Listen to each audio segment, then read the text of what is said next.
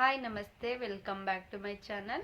ಯಾರೆಲ್ಲ ಚಾನಲ್ನ ಹೊಸದಾಗಿ ನೋಡ್ತಿದ್ದೀರಾ ದಯವಿಟ್ಟು ಚಾನಲ್ನ ಸಬ್ಸ್ಕ್ರೈಬ್ ಮಾಡಿಕೊಂಡು ನೋಡಿ.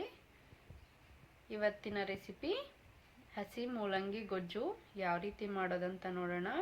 ಒಂದು ಈರುಳ್ಳಿಯನ್ನು ಸ್ಟವ್ ಮೇಲೆ ಸುಟ್ಕೊಳ್ಬೇಕು. ಹಾಗೆ ಒಂದು ಬೆಳ್ಳುಳ್ಳಿಯನ್ನು ಸಹ ಸ್ಟವ್ ಮೇಲೆ ಈ ರೀತಿಯಾಗಿ ಸುಟ್ಕೊಳ್ಬೇಕು. ಇದನ್ನು ಸಿಪ್ಪೆನ ತೆಗೆದು ಈರುಳ್ಳಿಯನ್ನು ಕಟ್ ಮಾಡಿಟ್ಕೊಳ್ಬೇಕು. ಹಾಗೆ ಬೆಳ್ಳುಳ್ಳಿ ಹೆಸರುಗಳನ್ನ ಬಿಡಿಸಿಟ್ಕೊಳ್ಬೇಕು. ನೋಡಿ, ಇಲ್ಲಿ ಸ್ವಲ್ಪ ತೆಂಗಿನಕಾಯಿ ತುರಿ, ಬಿಡಿಸಿಟ್ಕೊಂಡಿರುವಂತಹ ಬೆಳ್ಳುಳ್ಳಿ, ಕಟ್ ಮಾಡಿರುವಂಥ ಈರುಳ್ಳಿ, ಉಪ್ಪು, ಧನಿಯಾ ಪೌಡರ್, ಹಾಗೆ ಅಚ್ಚ ಖಾರದ ಪುಡಿ, ಸಿಪ್ಪೆನ ಎರೆದು ಈ ರೀತಿ ದೊಡ್ಡದಾಗಿ ಕಟ್ ಮಾಡಿಕೊಂಡಿರುವಂಥ ಮೂಲಂಗಿ, ಹಾಗೆ ಸಣ್ಣದಾಗಿ ಕಟ್ ಮಾಡಿಟ್ಕೊಂಡಿರುವಂಥ ಮೂಲಂಗಿ ಸ್ವಲ್ಪ. ಇದನ್ನು ಯಾವ ರೀತಿ ಮಾಡೋದಂತ ನೋಡೋಣ.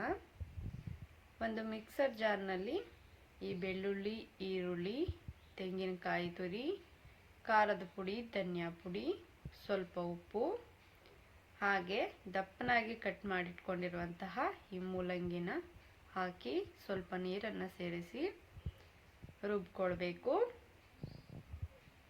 ಇದಕ್ಕೆ ಸ್ವಲ್ಪ ಒಗ್ಗರಣೆ ಮಾಡಿಕೊಂಡ್ರೆ ತುಂಬಾ ಚೆನ್ನಾಗಿರುತ್ತೆ.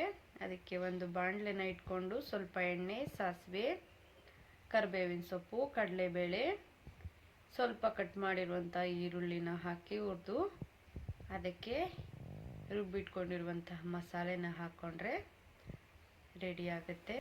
ಯಾರಿಗೆಲ್ಲ ಗ್ಯಾಸ್ಟ್ರಿಕ್ನ ಸಮಸ್ಯೆ ಅತಿಯಾಗಿ ಇರುತ್ತೆ ಅವರು ಖಂಡಿತವಾಗಿಯೂ ಮಾಡಿಕೊಂಡು ತಿನ್ನಬೇಕು. ಗ್ಯಾಸ್ಟ್ರಿಕ್ ತುಂಬಾ ಕಡಿಮೆ ಆಗುತ್ತೆ.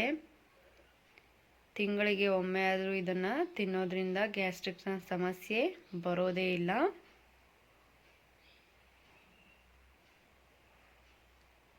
ನೋಡಿ, ಈ ರೀತಿ ಒಗ್ಗರಣೆ ಮಾಡಿಕೊಂಡು ಇದಕ್ಕೆ ರುಬ್ಬಿಟ್ಕೊಂಡಿರುವಂತಹ ಮಸಾಲೆನ ಹಾಕ್ಕೊಳ್ಬೇಕು. ಸ್ಟವನ್ನು ಆಫ್ ಮಾಡಿಕೊಂಡು ರುಬ್ಬಿರುವಂಥ ಮಸಾಲೆನ ಹಾಕಿ ಇದಕ್ಕೆ ಉಪ್ಪು ಕಡಿಮೆ ಅನಿಸಿದ್ರೆ ಸ್ವಲ್ಪ ಉಪ್ಪನ್ನು ಸೇರಿಸ್ಕೊಳ್ಳಿ. ಹಾಗೆ ಇದಕ್ಕೆ ಆಗಲೇ ಸಣ್ಣದಾಗಿ ಹಚ್ಚಿಟ್ಕೊಂಡಿರುವಂತಹ ಮೂಲಂಗಿಯನ್ನು ತೋರಿಸಿದ್ನಲ್ಲ ಅದನ್ನು ಕೂಡ ಹಾಕ್ಕೊಳ್ಳಿ. ತಿನ್ನೋವಾಗ ಬಾಯಿಗೆ ಸಿಗುತ್ತೆ, ಚೆನ್ನಾಗಿರುತ್ತೆ ಅಂತ ಅಷ್ಟೇ. ಇದಕ್ಕೆ ಸ್ವಲ್ಪ ನೀರನ್ನು ಬೆರೆಸ್ಕೊಳ್ಬೇಕು. ತುಂಬ ಗಟ್ಟಿ ಇದೆ ಅಂದರೆ ನಿಮಗೆ ಯಾವ ಕನ್ಸಿಸ್ಟೆನ್ಸಿನಲ್ಲಿ ಬೇಕನ್ಸುತ್ತೆ ಅದೇ ರೀತಿ ಮಾಡ್ಕೊಳ್ಳಿ.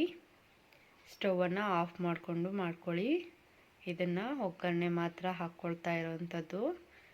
ಈ ಮೂಲಂಗಿ ಗೊಜ್ಜು ಹಸಿಯಾಗಿಯೇ ಇರಬೇಕು, ಆಗಲೇ ಚೆನ್ನಾಗಿರುತ್ತೆ. ಇದು ಮುದ್ದೆ ಜೊತೆ ತುಂಬಾ ರುಚಿಯಾಗಿರುತ್ತೆ. ಯಾರಿಗೆಲ್ಲ ವಿಡಿಯೋ ಇಷ್ಟ ಆಯಿತು ದಯವಿಟ್ಟು ಒಂದು ಲೈಕನ್ನು ಮಾಡಿ. ಹಾಗೆ ಹೊಸದಾಗಿ ಚಾನಲ್ನ ನೋಡ್ತಾ ಇರೋರು ಸಬ್ಸ್ಕ್ರೈಬ್ ಮಾಡಿಕೊಂಡು ನೋಡಿ. Thanks for watching.